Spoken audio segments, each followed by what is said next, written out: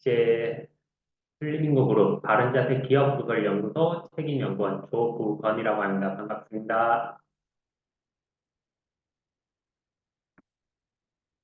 시작하기 전에 바코디 잠깐 이야기 좀 하고 넘어갈게요. 오늘 이제 제가 있는 인천 검단에서 바코디가 지금 진행되고 있고, 이제 벽하늘 파이로 이제 저쪽에서는 바코디가 진행되고 있고, 저는 이제 현지 강의를 진행을 하고 있습니다. 그리고 내일은 이제 대구랑 고양 일산에서 이제 또 바코디가 있을 예정이니까 근처에 계시는 분들은 많은 참여 부탁드리고, 다음 주에는 이제 보령과 다산에서 바코디가 있을 예정이에요. 고양 일산이랑 이제 다산에는 이제 제가 바코디를 하게 되는데, 저를 이제 실물로 보고 싶으신 분들은 많은 참여 부탁드립니다.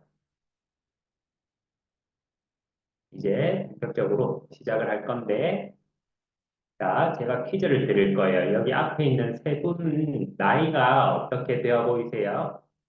여기 위에 있는 여성분, 여기 밑에 있는 남성분, 여기 오른쪽에 있는 이 여성분. 이분 같은 경우에는 이제 46살, 그 다음 이 밑에 있는 남성분은 70세, 그 다음 여기 계신 분은 인터넷에서 굉장히 유명한 분인데 가천대 총장님이라고 이제 90세가 넘으신 분. 이 세 분의 공통점은 어때 보이세요? 되게 나이에 비해서 동안이시죠. 나이를 듣고 이 얼굴을 보니까 되게 동안처럼 보이는데, 이렇게 동안 같아 보이는 분들한테 여러 가지 이제 공통점이 있죠. 이제 자세, 체형도 다르다는 공통점이 있고, 또 한 가지 더. 나이가 어려 보인다라는 이야기를 들을 때 이제 크게 보이는 건 뭐예요? 피부죠. 피부가 좋아 보이면은 저 사람 나이가 좀 어려 보이고, 그렇죠. 저도 이제 바쁘게 진행하면서 실제로 이제 바른 자세를 했을 경우 피부도 좋아지느냐, 혹은 피부가 좋아지려면 어떻게 해야 되느냐에 대해서 질문을 많이 받아서 오늘 제가 준비한 내용은 피부예요. 이제 뷰티고가 생기면서 이걸 내용을 할까 말까 고민을 했었는데, 제가 뷰티가 생기기 전부터 좀 준비했던 내용들이 있어서 이제 관점의 차이가 있을 수도 있으니 제가 준비한 내용도 한번 들어보시면 좋을 것 같아요. 일단 피부는 이제 생리적으로, 이제 후천적으로 노화가 진행이 되게 되죠. 생리적 노화 같은 경우에는 이제 유전적인 노화, 후천적인 노화 같은 경우에는 이제 햇빛, 공해, 담배, 여러 가지 등등의 영향을 받아서 노화가 진행이 되는 것. 일단 구조적으로 한번 보면 이제 피부층은 소리가 끊기시나요? 소리 괜찮으신가요?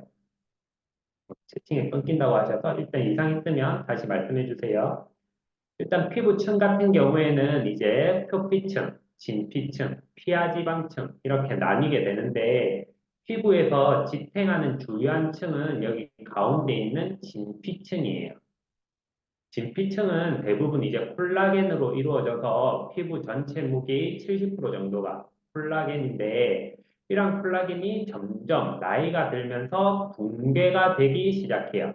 그래서 피부의 노화를 이야기할 때 몇 세부터 피부의 노화가 시작된다라고 이야기를 할까요?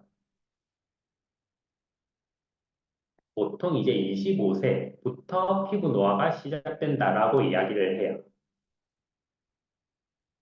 한 연구에서 이제 연령별 콜라겐 양이 변화를 봤을 때 20대의 100%를 기준으로 잡았을 때 점점 이렇게 떨어지는 모습을 보여요. 20대의 100% 기준으로 40대에는 70%, 60대에는 40%, 80대에는 20%. 이렇게 콜라겐 양이 줄다 보니까 이제 우리의 피부가 변형이 되게 되는데, 피부뿐만이 아니라 근육에 있는 근내막, 인대 이런 것들을 구성하는 게 다 콜라겐이에요. 근데 콜라겐이 이제 소실되다 보니까 아까 말했던 것처럼 층이 생기게 되고 우리는 주름이 생기게 되는 거죠. 또한 아까 앞에서 이제 표피층, 진피층, 이제 피하 지방층을 봤었는데 피하 지방층 또한 줄어들게 되면서 젊었을 때 우리 피부 만지면은 아기들 피부 만지면 탱글탱글하죠.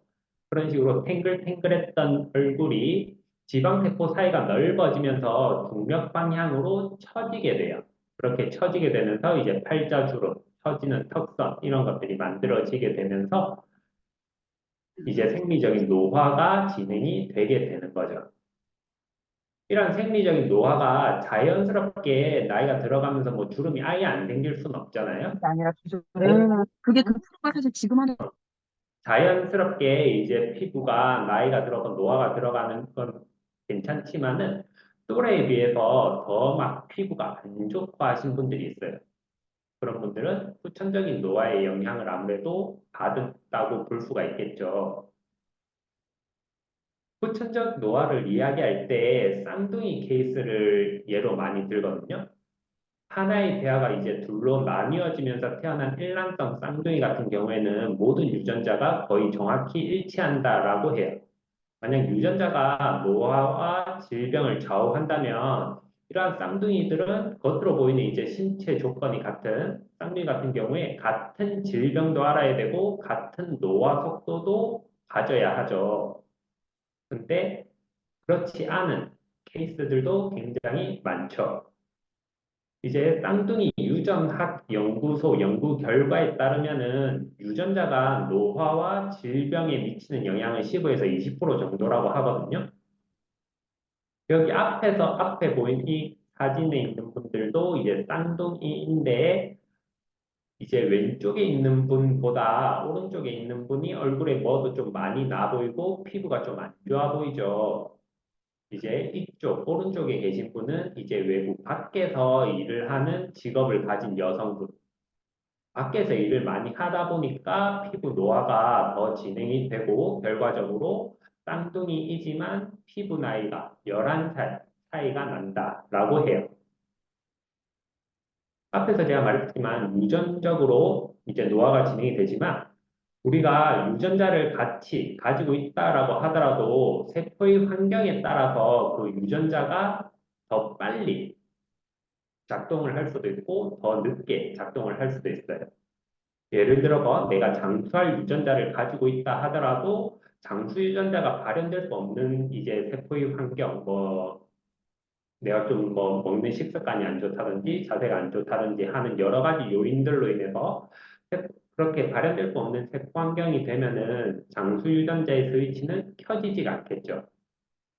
유전자의 스위치를 온오프 시키는 것은 세포의 환경이고 세포의 환경을 결정하는 것은 섭생을 통한 영양의 공급과 호흡, 혈액순환을 통한 산소 공급과 생활 습관에 의한 세포 경직과 이완 정도거든요. 그러니까 결론은 천적으로 잘 관리를 할 수가 있다라고 하는 거고 쌍둥이 케이스를 조금 더 보면 이번에는 이제 흡연 하신 분들을 대상으로 이제 연구를 한 건데 여기 왼쪽에 계신 분이 비흡연자, 오른쪽에 있는 분들이 흡연자예요. 쌍둥이들을 대한 연구에서 흡연자, 비흡연자를 구분해서 보니까 흡연자가 비흡연자보다 57%더 빨리 늙는다라고 해요. 또한 더 오래 흡연한 쌍둥이의 노화 속도가 상대적으로 짧은 기간 흡연한 쌍둥이보다 약 63% 정도 더 노화가 빠른 것으로 나타났거든요. 그러니까 결론은 흡연을 할수록 그리고 기간이 길면 길수록 피부도 안 좋아진다. 이 연구에서는 이제 눈 밑 살도 더 내려앉았고 입술 푸름, 팔자주름이 더 진하고 턱살도 더 많았다라고 이야기를 해요. 흡연을 하게 되면 아무래도 콜라겐 형성을 방해해서 콜라겐이 줄게 되고 피부 속 혈액순환도 저하가 되게 되고 니코틴이 피부 두께도 줄여서 결국 피부 탄력이 떨어져서 노화의 원인이 되는 거거든요. 그럼 제가 앞에서 예를 들었던 거는 이제 햇빛, 이제 외부 활동을 많이 하시는 케이스 쌍둥이를 예로 들었고 지금은 흡연 케이스로 이제 이 사진들을 보여드렸어요. 피부에 제일 안 좋은 건 뭘까요? 앞에서 봤던 뭐 술, 담배, 뭐 매연, 햇빛 등등 뭐 여러 가지 요인들이 있는데 이 중에서 제일 안 좋다라고 보통 이야기를 하는 거는 햇빛이에요. 광노화라고 그래서 이야기도 하는데 그냥 광노화를 이야기할 때 제일 대표적으로 많이 이제 예를 드는 거는 이 할아버지예요. 28년간 배달 트럭 운전을 하면서 좌측 안면부, 이쪽에 있는 좌측 안면부가 자외선에 노출된 모습인데 햇빛에 의해서 피부 손상이 되면서 이제 노화가 진행이 된 거죠. 미세주름도 생기게 되고 거친 피부 색소 침착 이런 것들이 생기게 되는데 왼쪽이랑 오른쪽이랑 확실히 차이가 많이 나죠. 왼쪽에서 계속 운전을 하시면서 왼쪽에서 계속 이런 햇빛을 받다 보니까 이렇게 노화가 빨리 진행이 된 모습. 우리 몸에는 이제 활성산소종이라는 게 자연스럽게 만들어지면서 이렇게 염증도 일으키게 되고 이러한 것들이 기미, 주름, 칙칙함, 피부에 영향을 주게 돼요. 피부도 안 좋게 만드는데 이러한 활성산소종을 제거하는 능력은 우리에게 있거든요. 그래서 젊은 이제 애기들 보면은 밖에 나가서 이제 놀고 해도 이제 그 활성산소종이 많아도 빨리빨리 제거가 돼요. 근데 이제 나이가 들어서 노화가 진행이 되다 보면 이러한 제거 능력이 떨어지다 보니까 자연적으로 노화가 진행이 되게 되는데 이러한 활성산소종은 이제 햇볕을 쬐이게 되면은 급격하게 늘어난다라고 하거든요. 보통 이제 15분 이내 이제 활성산소종이 급격하게 늘어난다라고 하는데 앞에서 말했던 것처럼 광노화 그러니까 햇빛을 계속 받게 되면은 활성산소종이 늘어남으로 인해서 피부가 더 빨리 안 좋아지더라. 그러면 우리는 어떻게 하겠어요? 밖에서 아까 제가 말했던 것처럼 15분 이내에 활성산소종이 급격하게 증가된다라고 하는데 그러면 15분 이내에 나갔다가 들어올 거예요? 그렇지 못하죠. 외부 활동도 하고 햇빛도 적절히 받고 해야 되니까 우리는 보습제를 잘 바르고 자외선 차단제도 꼼꼼히 바르고 자주 발라서 피부를 보호해 줄 필요가 있겠죠. 그래서 피부를 직접적으로 관리하기 위해서 피부에 자외선 차단제 꼼꼼히 바르시고 그 다음에 내부적으로 이제 관리를 하기 위해서는 이 논문은 이제 피부, 장을 비추는 거울이라는 주제로 이제 논문을 제가 하나 봤거든요. 이 논문을 요약하면 위장관 질환은 피부과 증상을 나타낼 수 있습니다. 이거예요. 예전에 70년대 학자들 같은 경우에는 장과 피부가 연관이 되어 있는 것 같다. 근데 추측만 할 뿐 마땅한 연구할 장비가 없어서 진행되지 않았어요. 70년대. 그러다가 시간이 점점 흘러서 요즘에는 좋은 장비들이 많이 나오니까 2012년 논문에서 이제 이러한 그림이 나왔거든요. 이 그림이 뭐냐 하면 그냥 줄여서 장뇌축이라고 하는데 피부와 뇌와 장과 더 나아가서 면역이 서로 축을 이루고 연관을 가지더라 하는 거거든요. 이 논문에서는 이제 쥐 실험을 해서 이제 연구 결과를 나타낸 건데, 쥐에게 스트레스를 줘요. 그 스트레스를 주는 게 소음. 쥐한테 계속 소음이라는 스트레스를 주다 보니까 얘가 탈모라는 현상이 와요. 그러니까 피부에 뭔가 현상이 생긴 거죠. 이 치료를 어떻게 하느냐, 유산균으로 치료를 했거든요. 그러니까 장에 뭔가 치료를 하는 거죠. 그렇게 하다 보니까 탈모라는 현상이 좋아지더라. 그래서 원인인 소음, 현상인 탈모, 치료인 유산균을 통해서 뇌와 피부와 장이 연결되어 있다라는 걸 알게 된 거거든요. 이건 이제 2017년 가톨릭대에서 나온 논문인데 통계적으로 염증성 장질환 환자는 피부 질환일 확률이 높았다라는 거예요. 대표적인 피부 질환으로는 건설, 아토피, 가장 많은 거는 이제 주사라고 하는 건데 또 주사가 뭐지 하고 찾아보니까 여기 왼쪽에 있는 이러한 질환을 주사라고 해요. 코와 뺨 등 얼굴의 중간 부위에서 발생하고 붉어진 얼굴과 혈관 확장이 두 증상이고 보름, 부종 등이 관찰되는 만성 질환. 이게 주사이고 건성 같은 경우에는 이제 경계가 뚜렷하고 크기가 다양한 붉은색의 부진이나 판으로 주로 구성된 발진이 전신의 피부에 반복적으로 발생하는 염증성 피부 질환을 건선이라고 하고 아토피성 피부염은 다들 아실 거예요. 뭐 심한 가려움을 동반하고 만성적으로 재발하는 피부 습진 질환. 이 중에서 이제 주사 환자를 대상으로 치료를 해서 비교를 한 게 있는데 이제 치료를 할 때 모낭충, 그러니까 피부에 직접적으로 치료를 한 거, 그리고 장 치료를 한 거, 그다음에 헬리코박터 등을 통해서 치료를 한 거에 대해서 통계를 냈는데 제일 여기 가운데가 호전되었다는 거거든요. 호전된 걸로 따지면 피부에 직접적으로 아무래도 치료를 한 게 제일 호전됐다라고는 높이 나왔어요.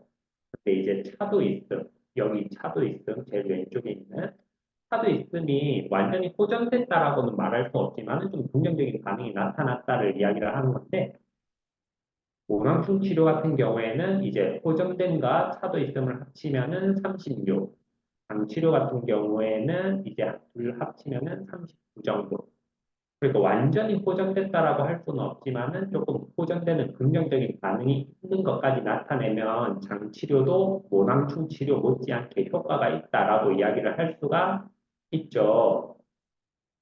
그래서 장과 피부가 밀접한 연관이 있더라라는 이제 결론을 얻어낸 건데 이때까지도 장과 피부가 어떤 방법으로 소통을 하고 있는지는 몰랐어요. 그러니까 그냥 결과만 안 보고 어떤 방법으로 좋아지고 안 좋아지는지는 몰랐는데 영상을 하나 보고 다시 말씀드릴게요. 이 장 점막의 세포들이 이제 장 점막에 이런 식으로 세포들이 있으면은 이 안에서만 있어야 될 세포들이 장 점막이 느슨해짐으로 인해서 밑으로 이렇게 내려오게 되거든요. 이렇게 내려온 노폐물과 독소들이 우리 몸을 이렇게 돌아다니게 되면서 피부에도 이렇게 나타나게 된다라는 거죠. 그래서 이제 장과 피부가 연관이 되어 있다라고 하는데 바깥에서도 말했듯이 어떠한 방식으로 서로 소통하고 있는지는 명확히 알려지지 않았어요. 그래서 제가 처음 조사를 하고 자료를 만들 때도 여기에서 끝이 났었는데 한 2, 3주 전쯤에 누워서 TV를 보고 있는데 뉴스가 나오더라고요. 이제 과민성 대장증후군을 가지고 이제 이야기를 하는 건데 이분께서도 옆에 이야기하는 게 10명 중 1명이 겪을 정도로 흔한 질환인 과민성 대장증후군은 스트레스나 장내 세균 불균형이 증상 악화의 요인으로 알려졌지만 정확한 발병 원인은 알려지지 않았습니다. 아까 말했던 것처럼 결과적으로 이제 장과 뇌가 연관이 있다라는 결과는 아는데 발병 원리는 몰랐다 이렇게 이야기하시면서 최근에 연구를 통해서 스트레스가 장내 미생물에 어떤 영향을 미치는지 이 사실을 밝혀냈다라고 하시면서 스트레스를 받게 되면 고강신경을 자극해 락토바실러스가 증가하면서 인돌산 아세트산이라는 화학물질을 만들어내고 이 물질이 장줄기세포의 미토콘드리아에 작용해 장보세포로의 분화를 방해했습니다. 그래서 앞에 영상에서 장이 조금 느슨해지면서 한쪽에 있는 노폐물이나 독소가 빠지는 거 보셨죠? 그게 이러한 물질들의 영향으로 그렇게 만들어지더라. 사실 뭐 일반인들, 뭐 저도 그렇고 이 정도까지 아실 필요는 없는데 제가 조사를 한 내용이 뉴스에 나오고 그 원인이 규명이 되었다라고 해서 제가 신기해서 가져왔고 아무튼 내가 스트레스를 받으면 몸속 장내 미생물군도 스트레스를 받아서 장보호세포가 줄어들더라. 그리고 사람이 대변도 분석해봤더니 우울증을 겪는 사람이 대변에서 앞에서 말했던 이러한 세포들도 세포들이 많이 검출이 됐더라 하는 내용이고, 이러한 가운데서 이제 참 대한민국 대단하다고 느꼈는데 국내 연구진이 과민성 장 증후군을 치료할 수 있는 유익균을 찾았다라고 하면서 루즈부리아 파이시스라는 이제 유익균이 가장 항염 효과가 좋다라는 것을 발견했다라고 하거든요. 그래서 이 결과를 토대로 이제 임상 실험을 한다라고 하는데, 아무튼 이 내용을 제가 뉴스에서 보게 되어서 좀 추가를 했었어요.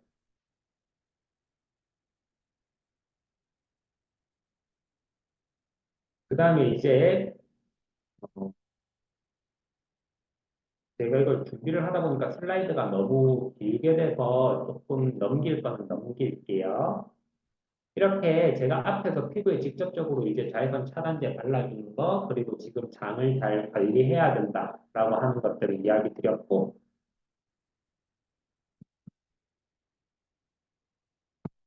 그 다음에 이제 외형적으로 우리는 어떻게 관리를 할 거냐를 생각을 해야겠죠. 제가 이제 바른 자세, 그러니까 자세를 이야기하면서 이렇게 저렇게 짜맞추는 게 아니라, 저도 이제 피부가 이제 제 주 전공이 아니다 보니까 이제 논문을 찾고 피부과 의사 선생님들이 인터뷰한 내용들을 계속 참고해서 자료를 만드는데, 그분들도 이렇게 내부적인 거 관리를 해야 된다라고 이야기하시면서 외형적인 관리도 내부적 관리 못지않게 중요하다라고 이야기들을 많이 하시거든요. 그러니까 생활 습관을 교정을 해야 된다라고 그분들도 이야기하고 계세요. 생활 습관 교정이라는 게 결국에는 장의 움직임을 방해하는 자세들, 그러니까 구부정한 이러한 자세를 하게 되면 안쪽에 있는 장기는 어떻겠어요? 다 마찬가지 똑같이 굽어지고 짧아지고 영향을 받겠죠. 압박을 받게 되겠죠. 그렇게 하다 보면 장의 움직임이 잘 나올 수가 없겠죠. 그리고 몸속에 이러한 구부정한 자세는 몸속에 이제 독소와 노폐물들도 쌓이게 만들고, 피부 같은 경우에 이제 혈액, 체액 등 체내의 모든 이제 수액 이러한 것들과 순환과 밀접한 관계를 맺고 있는데, 이러한 수액 몸에 이제 진액 같은 경우에 원활히 순환을 하지 못하게 된다면은 계속 노폐물이 쌓이고 독소가 쌓이면서 피부가 안 좋아지겠죠. 그래서 구부정한 자세를 오래 있거나 잠을 설치게 되면 우리 피부가 푸석푸석해지게 돼요.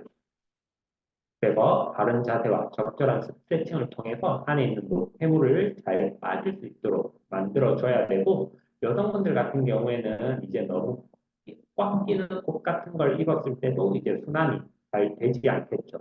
그리고 너무 이런 식으로 코르셋 같은 걸 입어서 허리 부분만 너무 조이게 되면 여기 왼쪽의 그림과 오른쪽의 그림을 비교를 했을 때 왼쪽의 그림처럼 장의 모양이 이렇게 잘 나와야 되는데, 여기 허리 부분만 너무 조이게 되면 오른쪽 그림은 어때요? 장의 위치가 조금씩 변화하게 되죠.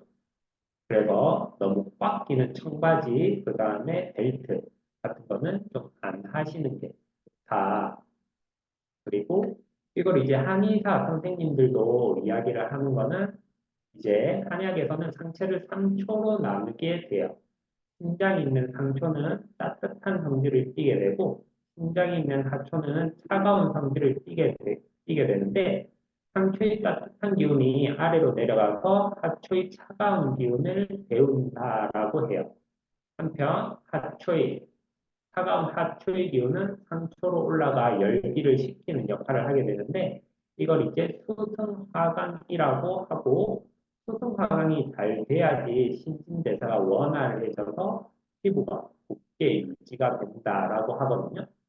그런데 이러한 수승화강을 방해하는 가장 큰 적이 바로 구부정하고 비틀어진 자세다. 나쁜 자세는 척추와 갈비뼈를 휘게 만들어서 오장육부를 계속 압박을 하게 되고, 이로 인해서 호르몬 분비 등 뇌 분비계 활동력이 떨어지게 되면서 신진대사가 방해를 받게 돼요. 상초의 열이 아래로 내려가지 못하고 얼굴로 올라가기 때문에 여드름, 각종 피부 트러블이 일어나게 되고, 피부의 수분과 영양이 충분히 공급되지 않아서 기미가 잘 생기고 얼굴이 푸석푸석해지게 된다라고 하거든요. 그래서 양방적으로도 한방적으로도 좋은 자세가 피부에 좋은 영향을 미친다라고 보시면 될 것 같고, 제가 회원분들 보면서 특히 이제 거북목 있으신 분들을 많이 보게 되는데, 나쁜 자세로 인해서 등이 붓고 머리가 앞으로 빠진 거북목 같은 경우, 이게 이제 정상 자세, 이게 이제 거북목 자세. 자세가 이제 달라지게 되면 이제 눈 높이 자체도 달라지게 되거든요. 정상 자세에서는 시선 위치가 정면을 향하고 있고, 거꾸로 머리가 앞으로 빠진 자세에서는 머리가 앞으로 빠져서 시선이 떨어질 수도 있고, 시선이 떨어지는 자세를 계속 취하다 보니까 거북목이 만들어질 수도 있는데, 아무튼 시선 위치가 이렇게 떨어지게 돼요. 자연적으로. 그래서 제가 회원분들 보면서 밑에 보고 계신 분들한테 자, 앞에 보세요 하면은 눈만 이렇게 치켜 뜨거든요. 이렇게 눈만 치켜 뜨면 어때요? 이마에 주름이 더 많이 생기게 되죠. 그러면서 거북목 있으신 분들 보면서 아, 이마에 주름도 좀 많이 생기겠구나라고 저도 많이 느꼈거든요. 저는 이런 식으로 체형이 피부에 많은 영향을 준다. 자, 그리고 자세가 피부에 이제 영향을 준다는 이제 논문을 좀 찾아보고 싶었는데 논문이 많이 없어요. 왜냐하면 피부가 안 좋으면 직접적으로 뭐 피부에 뭘 한다든지 앞에서 봤던 것처럼 장에 뭔가를 한다든지 하지 바른 자세는 어떻게 보면은 자세는 그것도 하면서 어떻게 보면 서브 개념으로 하는 것들이 많잖아요. 논문으로 쓰일 것 같으면 그러한 이제 피부에 뭘 한다든지 하는 거를 없애고 장에 뭘 한다든지 치료한다는 걸 없애고 자세만 바르게 가졌을 때 피부가 어떻게 좋아지는지를 연구를 해야 되는데 그러한 연구를 하기가 되게 힘들어서 여러 논문이 나오기 힘든 게 아닌가 생각이 드는데 제가 찾은 이 연구에서 보게 되면 그래도 제가 뒤져서 찾기는 하나 찾았는데 엎드린 자세와 우리 신전 자세라고 하는 허리를 바로 세운 자세, 그리고 굴곡 자세라고 하는 허리를 굽힌 자세에 대해서 피부층을 비교하는 연구거든요.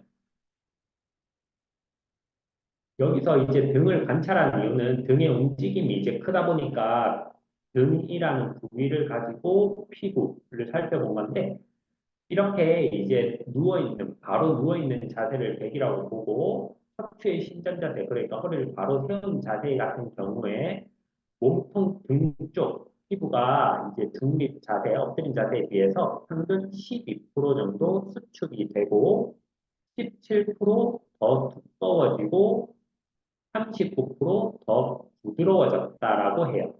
그러니까 피부가 늘어나는 게 아니라 피부가 좀 모여지면서 그러니까 수축되면서 여기 보이는 것처럼 피부층이 더 두꺼워지게 되고 더 부드러워졌다라고 하거든요. 반대로 이제 척추 굴곡 자세, 그러니까 허리를 굽히고 있는 자세에서는 피부가 38%더 늘어나고 10%더 얇아지고 106%더 단단해졌다라고 해요. 그러니까 자세를 바로 할수록 등에서 봤을 때 우리는 더 부드러워지고 더 두꺼워지고 부드러워지는 결과를 얻게 되고 나쁜 자세 등을 숙이고 있을 때 피부가 더 단단해지고 늘어나더라라는 결과거든요. 그래서 제가 보게 되면은 인상적으로 이제 허리 있는 부분들을 많이 보게 되면 이런 식으로 허리 쪽에 약간 점처럼 이렇게 변색이 되신 분들을 보게 되는데 이러한 굴곡 앞에서 봤던 그러한 현상이 요추, 허리 있는 부분에서 더 많이 나타난다라고 하거든요. 아무래도 그러면 이 부분에 있는 피부층이 더 얇아지고 더 두꺼워지고 하다 보니까 여기에 변색이 있는 게 아닌가라는 생각을 논문을 보면서 하게 됐고, 그 다음에 여성분들 보면 이제 나이가 들수록 이런 식으로 피부가 늘어지면서 처지잖아요. 아무래도 안 좋은 자세 습관으로 인해서 앞에 봤던 논문처럼 피부 자체가 늘어지더라. 그래서 있는 바른 자세를 입고 자세를 바로 했을 때 피부층이 어때요? 이 왼쪽이랑 오른쪽이랑 조금 차이가 나게 되죠. 이분도 마찬가지 피부층이 좀 처져 있는 것들이 정리가 되는 모습. 그 다음에 앞에서 제가 면역도 이야기를 했었는데 대표적으로 이제 아토피 같은 경우에도 좋아지는 이러한 모습을 보게 돼요. 그 다음에 마지막으로 운동 하나만 알려드릴 건데, 피부가 건강하려면 염증을 없애야 하는데, 운동 시 근육에서 마이오카인이라고 하는 항염증성 물질을 만들어내서 피부에도 작용을 해요. 그러면 우리는 피부, 그중에서 얼굴 피부를 좋게 하기 위해서 얼굴 운동을 해야겠죠. 그래서 뭐 영상 같은 거 보면 아에이오우 같은 거를 이제 크게 하는 것도 이야기를 많이 하는데, 미국의 의대 연구 결과에 따르면은 예쁘게 미소 지을수록 얼굴 나이가 어려지는 효과가 확인됐다라고 해요.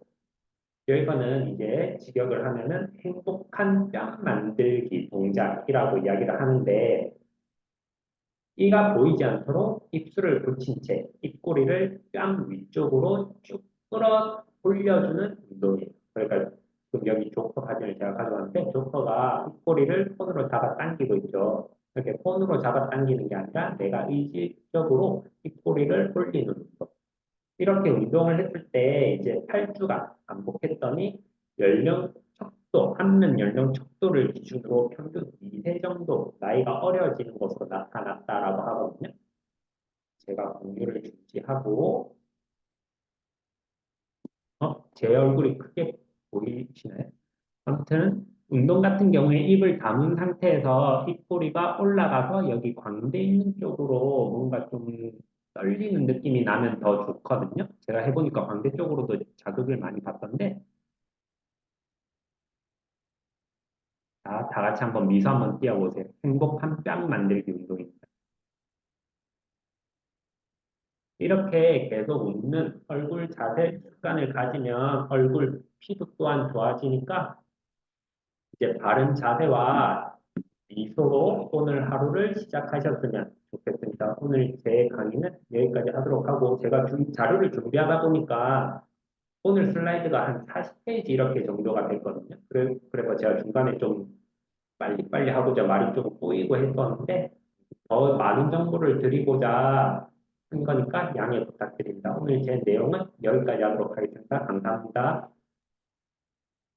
오늘도 유익하게 피부와 자세 그리고 이 노화에 대해서 아주 재미있게 설명을 해주신 우리 조부건 마스터님께 큰 박수 한번 부탁드리겠습니다.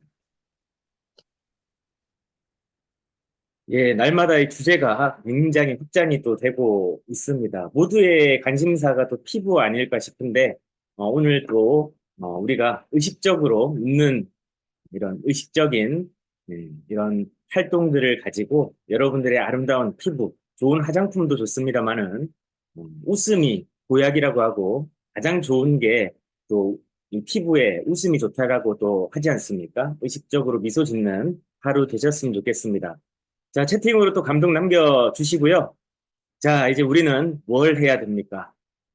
예, 자연스럽게 또 일어나고 계신데, 예, 스쿼트를 해야 되는 시간입니다. 자, 스쿼트 준비를 해주시고, 혹시 뭐 스쿼트 하시면서 좀 이렇게, 좋은 뭔가 건강적인 이점을 얻으신 분들 나중에 채팅으로 좀 남겨주십시오. 예, 저도 나중에 하나 말씀을 끝나고 나서 드리도록 하겠습니다.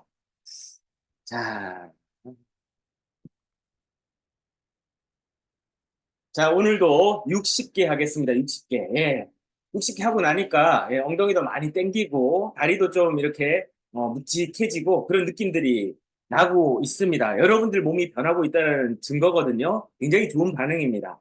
자, 어제도 말씀드렸지만 처음 하시거나 자세가 좀 잘 안 나오시는 분들은 뒤에 의자를 두시면 좋습니다.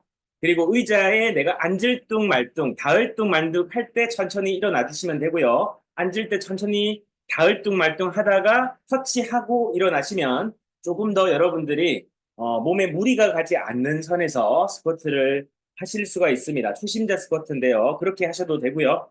자, 먼저 10개씩 6세트 가도록 하겠습니다. 자, 뻐근하시죠? 예, 좋은 반응입니다. 준비하시고 첫 번째 10개 가겠습니다. 시작! 하나, 둘, 저는 오늘부터 좀 많이 앉기로 결정해서 셋, 넷, 다섯, 몸을 세우고, 여섯, 몸이 앞으로 기울어지거나 넘어지면 안 됩니다. 여덟, 코어의 힘. 아홉. 두 번째 이렇게 갑니다. 하나, 둘, 셋, 코어의 힘. 네, 올라오면서 뒤꿈치로 밀어 올리기. 후. 여섯, 일곱, 여덟, 아홉. 세 번째 이렇게. 하나, 둘, 셋, 넷, 다섯. 엉덩이가 쭉 퍼진다는 느낌. 여섯, 일곱. 올라올 때 후. 여덟, 아홉. 네 번째 이렇게 접어놨습니다. 둘, 셋, 넷, 다섯. 기왕 하는 거 적극적으로. 여섯, 일곱. 코임. 여덟, 아홉. 내려갈 때 천천히. 다섯 번째 이렇게. 하나, 둘, 셋, 넷. 땀나죠? 다섯, 여섯, 일곱. 후. 여덟. 뒤꿈치로 밀어 올리기. 쭉 밀어 올리기. 아홉. 마지막 10개 갑니다. 하나, 둘, 8개 집중. 셋, 7개. 넷, 6개. 다섯, 5개. 여섯, 4개. 일곱, 3개. 여덟, 2개 남았습니다. 아홉, 마지막. 60. 오케이, 박수. 자, 오늘도 60개 하신 여러분들 자랑스럽습니다. 자, 숨 고르기 하시고요. 호흡 조절하겠습니다. 자, 또 뭐 바깥에 뭐 공공장소에 있거나 또 뭐 직장이라든지 업장에 계신 분들은 꼭 시간 내셔가지고 여러분들이 하실 수 있는 20개도 괜찮고 10개도 괜찮고 5개도 괜찮습니다. 여러분들이 하실 수 있는 숫자를 정하고 매일매일 숫자를 한번 채워보십시오. 여러분들의 몸이 변하고 더 중요한 건 여러분들의 자존감이 달라지실 겁니다. 제가 지금 여러분들하고 계속 스쿼트를 같이 하고 있는데 첫 번째로 좋은 거는 몸이 잘 안 부어요. 아침에 이제 붓는 분들 많으실 건데 스쿼트가 일정한 궤도에 오르고 나면 몸이 잘 안 붓고요. 그리고 살이 잘 빠지는 체질이 됩니다. 반대로 살이 잘 찌지 않는 체질이 돼요. 그리고 허리 둘레나 복부 둘레가 줄어드신 분들도 많으실 겁니다. 지금 이제 우리가 고작 2달 정도밖에 안 됐는데 만약에 한 넉 달에서 6개월 정도를 한다고 보십시오. 여러분들 바지 사이즈가요 비약적으로 달라집니다.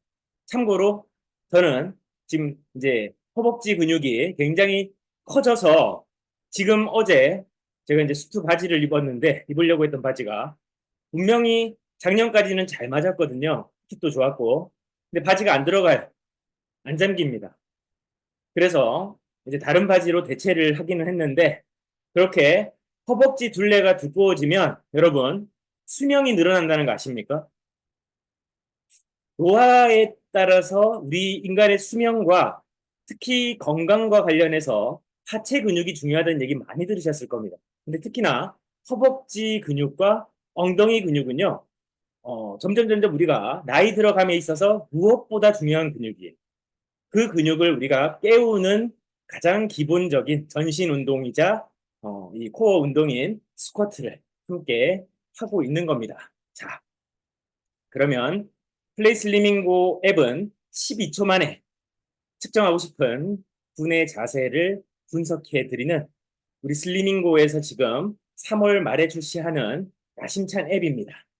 정식 출시가 지금 되기 위해서 테스트를 하고 있는데 나오게 되면 많은 또 사용해 주시고 또 피드백을 해 주시면 이제 1차 버전이고 2차 고도화 버전에서 더 많은 또 더 개선된 그런 서비스를 준비하는데 도움이 될 것 같습니다. 또 많은 관심을 사용을 또 바라겠고요. 자, 이런 출첵 오늘 너무 좋지 않습니까? 우리의 삶이 변하고 또 나아가서 우리 개인의 하루가 변하는 이런 멋진 시간을 우리 여러분들과 함께 할 수 있다라는 거, 그게 저는 그 무엇보다도 값어치 있고 좋지 않나라는 생각을 합니다. 그래서 출첵을 끝마치신 분들, 내가 이제 33일, 66일 다 했는데 또 이제 여러분들 각자의 일터로 가셔가지고 몸도 지치고 또 자존감도 떨어지고 내가 지금 뭔가 정체되는 느낌이 든다. 그럼 다시 오십시오. 오셔서 뭐 상품을 떠나서 여러분들이 다시 한번 여기 있는 분들이 뭔가 변화의 의지도 갖고 있고 또 뭔가 해보려고 하시는 분들의 그 열정과 에너지가 또 전염이 됩니다. 그러면 또 우리가 하루, 한 달, 한 주, 또 1년을 살아가는 또 힘이 되거든요. 그래서 많은 참여 또 활용 바라겠습니다. 창업설명회 어제 서울 경기 지역에서 성황리에 잘 마쳤고요. 또 이제 내일은 울산에서 진행이 됩니다. 경상 지역 또 충청 지역 뭐 KTX라는 고속 열차도 있고 비행기도 있고 뭐 어디든 하루 생활권에 다 있지 않습니까? 여러분들이 지금 이제 3번 남았는데 여기에 잘 활용을 하셔가지고 내가 앞으로 어떤 일을 해야만 되는데 또 나의 일을 해야 되는데 그 나의 일을 우리 슬리밍고라고 하는 이 회사와 우리가 제공하는 이 슬리밍고에 특허받은 있는 바른 자세가 과연 나에게 어떤 비전이 될 수 있는지, 그리고 이 일을 내가 앞으로 적어도 10년, 20년 계속 꾸준히 할 수 있는 일인지, 그런 시장성도 한번 보셨으면 좋겠습니다. 그리고 창직도 있으니까 새롭게 직업을 만들고 있는 이 슬리밍고의 행보도 기대해 주시면 좋고요. 바코디는 서두에 우리 조보 마스터님 광고하셨기 때문에 패스하겠습니다. 자, 그러면 33 실책 프로젝트 66일 미쳐라. 1부 바르게 건강하고 2부 바르게 잘 살아보자. 126일차 시작하도록 하겠습니다. 자, 성공하는 자기경영 이제 102번째, 103번째 시간이죠. 예. 오늘 이제 3월 21일입니다. 벌써 21일이네요. 오늘 노래의 말씀으로 가사의 메시지를 진행하겠습니다. 어떤 이가 말했다. 누가 추 땅의 아들, 공자, 추 땅의 아들이 예를 안다고 했는가? 태묘에 들어가 모든 일을 하나하나 다 묻더라. 이에 공자가 이렇게 답했다. 그것이 바로 예다. 이제 뭐 공자라고 하는 그 브랜드 자체는 말 그대로 이제 많은 사람들에게 영향력 있는 어떻게 보면 이제 성인, 현인의 그런 모델이 되었잖아요. 근데 이제 타 지역에 갔단 말이죠. 그래서 이 공자가 거기 예법에 대해서 하나하나를 이제 물었는 걸 보고 어떤 사람들이 저 사람이 뭘 그렇게 예를 잘하는 사람이야. 저 사람 현자 아니잖아. 이렇게 좀 어떻게 보면 디스를 한 거죠. 그런 상황에서 공자는 아주 겸허하게 이 얘기를 한 겁니다. 모르는 걸 묻는 게 예다라는 겁니다. 자기가 다 알지 않는다라는 거예요. 지혜로운 사람은 아는 것도 물어본다라는 거고 또 더 겸손한 사람들은 알아서 또 몰라서 묻는 것이 기본 예라는 겁니다. 그게 예라는 거죠. 근데 아는 사람들, 특히 저도 그런 사람 중에 한 사람이어서 많이 바꾸려고 노력을 하는 편인데 남자분들이 좀 이런 게 커요. 뭐 어디를 길을 가거나 이렇게 할 때 같이 가는 사람들, 또 배우자가 될 수도 있고 자녀분이 될 수도 있고 가족이 될 수도 있고 뭐 누가 되든 뭐 이렇게 막 갑니다. 모르는 길이 나오면 바로 그냥 잘 아는 사람이나 거기 안내할 수 있는 인포메이션에 물어보면 되는데 안 물어보고 막 가요. 그냥 자기가 길을 찾으려고 합니다. 그러다 보니까 시간 낭비하죠. 같이 가는 사람 막 고생시키죠. 막 이런 거를 제가 참 많이 했어요. 그 사람이 접니다. 그래서 오늘 이 말씀을 통해서 모를 때는 좀 물어보자. 아는 사람들에게 물어보고 혹 잘 알더라도 혹시나 또 거기 지역의 문화나 또 거기에 어떤 풍습이나 이런 게 또 다를 수 있으니 내가 알던 길이 또 바뀌었을 수도 있으니 항상 물어보자. 그래서 올바른 질문은 자신에 대한 믿음과 타인에 대한 존중에서 나온다. 그래서 질문하는 거를 주저하지 마라라는 게 오늘 다산이 우리에게 하루 어떻게 살아야 가는가를 좀 이정표를 제시하는 것 같습니다. 이런 말이 있죠. 그 사람이 답하는 것을 보면 얼마나 똑똑하고 영리한지를 알고 그 사람이 질문하는 것을 통해서 그 사람이 얼마나 현명한지를 알 수 있다라는 말이 있습니다. 그래서 우리는 답은 다 하려고 답을 외우거나 또 답도 공부하거나 합니다. 그러나 이 시대, 지금 시대가 어떻게 보면 정말 변혁의 시대라는 말 자체가 무색하게 정말 하루하루 새로운 신기술이 등장하고 또 새로운 어떤 문화가 등장하면서 우리가 살아가고 있는 이 현실이 과연 현실이 맞나? 가상현실 아닌가? 영화 매트릭스처럼 파란 약, 빨간 약을 먹었을 때 내가 선택하는 그거의 현실인지 아니면 선택하지 않은 게 현실인지 뭐가 뭔지 지금 알 수 없는 그런 가상현실이란 말도 지금 우리 삶에 깊숙이 들어와 있지 않습니까? 자, 이런 시대 속에서 우리들이 어떻게 방향을 잡을까? 그래서 옛 철학의 고장인 그리스에서는 이런 시대를 아포리아라고 얘기합니다. 뭐 아포리즘이라고도 얘기할 수 있는데 이 아포리아라는 말은 그리스어로 혼돈의 시대, 답이 보이지 않는 시대. 그래서 굉장히 혼란한 시대상을 이제 의미하는 것이죠. 그래서 이 요즘 말로 노답이라고 하는 말이 여기에 적합할 것 같습니다. 이렇게 보이지 않고 길이 보이지 않고 어디로 가야 되고 어떤 선택을 해야 되는지를 모르는 시대를 살고 있는 우리들이 오늘 다시 한번 답보다 중요한 것은 질문이다. 그래서 오늘 우리들이 모르는 것은 물어보고 아는 것도 또 물어보고 또 더 좋은 방법이 있는지 물어보고 그래서 내가 알고 있는 상식이라든지 관념이라든지 개념들을 내가 그게 옳다라고만 주장할 게 아니고 더 좋은 어떤 답을 찾기 위한 이런 훌륭한 질문들을 오늘 우리가 한번 해보면 어떨까? 이런 좀 겸손한 자세를 오늘 배우게 됩니다. 계속 우리가 지금 여러분들이 뭐 아시는지는 모르겠지만 이 에드 마일렛의 시스템 5대 원칙을 아직도 안 끝냈어요. 이제 2번으로 가는 겁니다. 계속 거기에 제가 살을 입히고 또 이 얘기만 계속하면 좀 답답하고 막 뭔가 좀 지루하고 하기 때문에 뭐 이것저것 얘기를 넣으면서 이 얘기를 같이 진행하는 거. 그래서 목표를 달성하는 자기 경영의 관점에서 같이 생각을 해보시면 좋을 것 같습니다. 자, 이제 시스템의 5대 원칙 두 번째는 거리 감각을 훈련하라입니다. 자, 거리 감각이라는 건 뭐죠? 우리가 여기에서 서 있는 지점에서 어디까지라고 하는 것이 거리라고 한다면 그 거리를 우리가 파악하는 능력을 훈련하라는 겁니다. 1m라고 하는 숫자가 그냥 숫자인데 실제 1m가 내가 서 있는 지점에서 어디까지인지를 계속 보고 거리 감각을 체크하면서 이걸 훈련하라는 건데 이게 이제 시간의 거리 감각을 이야기하고 있는 겁니다. 자, 그래서 쇼펜하우는 이런 얘기를 했습니다. 요즘 가장 핫한 철학자이죠. 평범한 사람은 시간 흐름에 무관심하다. 하지만 유능한 사람은 시간의 흐름에 따라서 움직인다.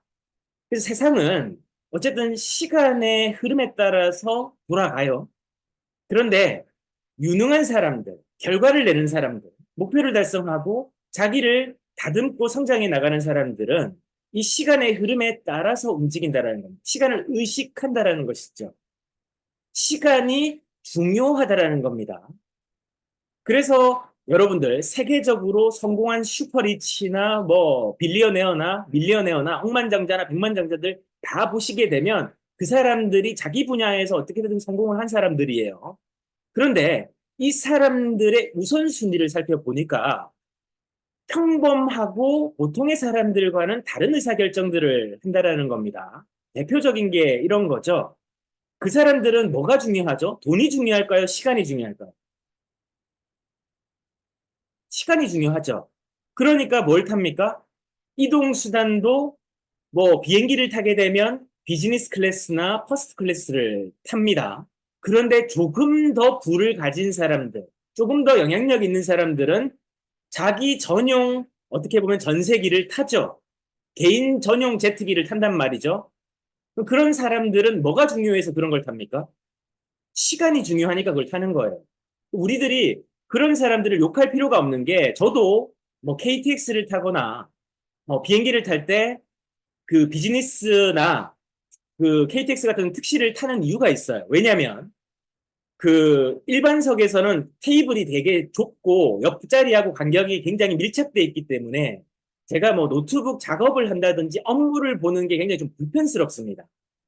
그리고 이 충전 코드도 좀 잘 없어요. 근데 KTX만 해도 특시를 가게 되면 충전 코드가 이제 개개인별로 좀 다 있는 편이거든요. 그러니까 노트북 테이블도 일단 크고 앞뒤 좌석의 간격도 넓기 때문에 업무를 보기가 좋아요.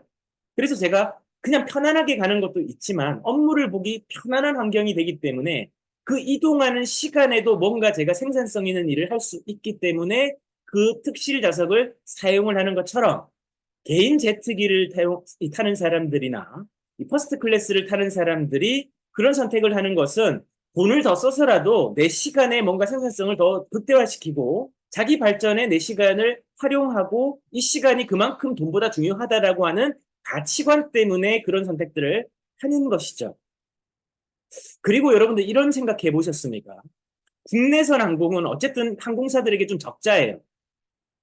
뭐 이동 거리나 이런 거를 생각하면 뭐 그다지 그렇게 타산이 좋진 않습니다. 근데 국제선 항공으로 가면 얘기가 좀 달라집니다.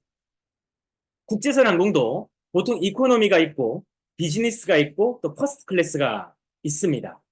근데 실제 비행사에서 왜 사람을 차별 대우하면서도 비즈니스나 퍼스트 클래스에 있는 고객들에게 더 고차원적인 서비스와 그들에게 맞춰서 그들은 우리가 이제 탑승 대기를 할 때도 어떻게 되죠? 퍼스트 클래스나 관련한 멤버십을 가지고 있는 사람들은 바로 들어갈 수 있잖아요. 대기를 굳이 안 하더라도. 그렇게 하는 이유가 그 사람들이 실제 그 비행기를 띄우는데 기여를 했기 때문이에요. 퍼스트 클래스만 해도요. 잠깐만요. 죄송합니다.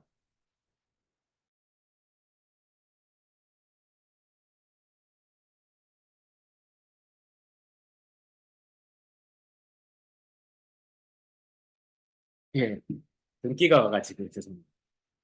실제로 보면 이 퍼스트 클래스 같은 경우에는 뭐 노선에 따라 다르겠지만 유럽 같은 경우에는 뭐 3천만 원, 2천만 원 이렇게 한단 말이에요. 한 사람 좌석이 2천만 원, 3천만 원. 자, 그러면 그런 비용을 내는 사람들이 비용을 내지 않으면 그 비행기는 출항을 못 해요. 이코노미석을 여러 사람 몇백 명이 타더라도 타산이 안 나와요. 실제 그 비행기를 움직일 수 있는 돈은 퍼스트 클래스나 비즈니스 클래스에서 나오는 겁니다. 결국은 그런 선택을 하는 사람들을 우리가 욕할 필요가 없는 게 그 사람들 덕분에 우리가 얹혀서 가는 거예요. 국가도 마찬가지죠. 우리가 뭐 부자들 욕을 합니다만은 물론 그렇게 세금을 뭐 이렇게 빼돌리고 또 남들에게 뭔가 줘야 될 것들을 주지 않고 뭐 그렇게 나쁘게 하는 사람들도 있지요. 하지만 올바르게 기업을 경영하거나 사업을 일군 사람들은 세금을 어쨌든 많이 내든 적게 내든 냅니다. 근데 그렇게 세금을 내기 때문에 우리에게 국가가 운영할 수 있는 예산이라는 게 만들어지거든요. 재원이 생긴단 말이죠. 우리가 지금 일을 하면서도 내는 돈들도 다 그런 재원이 되는 겁니다. 그래서 결국은 제가 뭘 말씀드리고 싶냐면 돈이 중요하냐, 시간이 중요하냐라고 봤을 때 유능한 사람들은 시간에 우선순위를 두고 돈은 부차적인 것으로 시간을 아끼기 위한 산물, 부가가치로 쓰더라는 얘기입니다. 근데 보통의 평범한 사람들은 이 돈을 아끼기 위해서 시간을 그냥 막 써요. 가령 내가 중요한 어떤 일이 있는데 이 중요한 일을 하기 위해서는 내가 뭔가를 해야 돼요. 행동을 해야 돼요. 근데 행동을 하려고 하면 시간을 벌어야 되는데 돈을 아끼려고 시간을 계속 쓰면서 나중에 집에 가면 정녕 내가 행동을 할 시간이 없는 거예요. 왜? 돈을 아꼈으니까.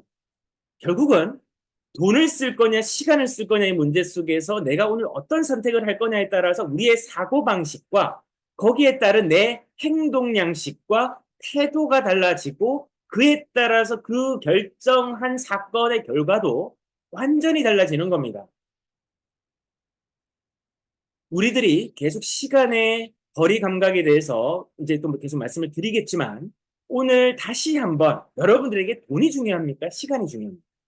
물론 지금 현재 급박하게 해결해야 될 부채라든지 돈의 이런 것들을 해결해야 되는 분들 같은 경우는 당연히 시간보다도 돈에 지금 집중이 돼 있을 거예요. 하지만 이대로 계속 가다가는 나는 평생 시간은 부족하고 돈도 부족한 굉장히 극단적인 어떻게 보면 좀 모순적인 상황에 직면합니다. 왜 돈을 아끼려고 하는데 돈은 계속 더 보이지 않지? 왜냐하면 시간의 이 속성을 이해하지 못했기 때문이고 시간의 가치를 돈보다 더 하대했기 때문에 그런 일들이 벌어진다라는 것을 오늘 우리는 알아야만 하는 거죠. 그래서 우리의 오늘을 바꾸려고 하면 오늘 여러분들 급한 일대로 가는 거 괜찮습니다. 그러나 내일은 바꿔야 되지 않겠어요? 내일도 오늘처럼 쫓기고 급박하고 항상 돈이 부족하고 전문 용어로 짜치고 돈이 항상 짜치는 거예요. 돈은 그렇게 세상에 널려 있어요. 돈을 벌 수 있습니다. 근데 우리들의 생각이 돈은 없다, 불경기다, 어렵다. 여러분 그런 말에 속으면 안 됩니다. 그건 언론의 호도예요. 아니요, 제 주변 사람들 보니까 다 어렵던데요. 그 사람들도 그렇게 믿는 겁니다. 얼마 전에 제가 기회가 돼서 백화점을 갔는데 명품관에 왜 그래 사람이 많을까요? 그리고 올해 상반기, 이제 작년 하반기였죠. 작년 백화점 매출은 왜 더 성장을 했을까요? 왜 쿠팡은 그렇게 적자가 나다가 지금 흑자로 전환했을까요? 사람들은 돈을 쓴다는 겁니다. 돈은 있다라는 거예요. 근데 그 돈에 어디에 가는지, 어느 흐름에 있는지 우리가 관심을 가지지 않으면, 즉 사람들의 관심사와 사람들의 의식과 사람들의 지금 소비와 그런 것들을 내가 모른다면 나는 돈과는 멀리 있는 곳에서 자꾸 돈을 찾고 있기 때문에 그러니까 자꾸 언론에서 얘기하는 불경기와 경기 침체가 자꾸 나에게 체감이 되는 거죠. 경제는 심리라고 했습니다. 경제는 심리다라고 하는 얘기를 우리는 알아야만 돼요.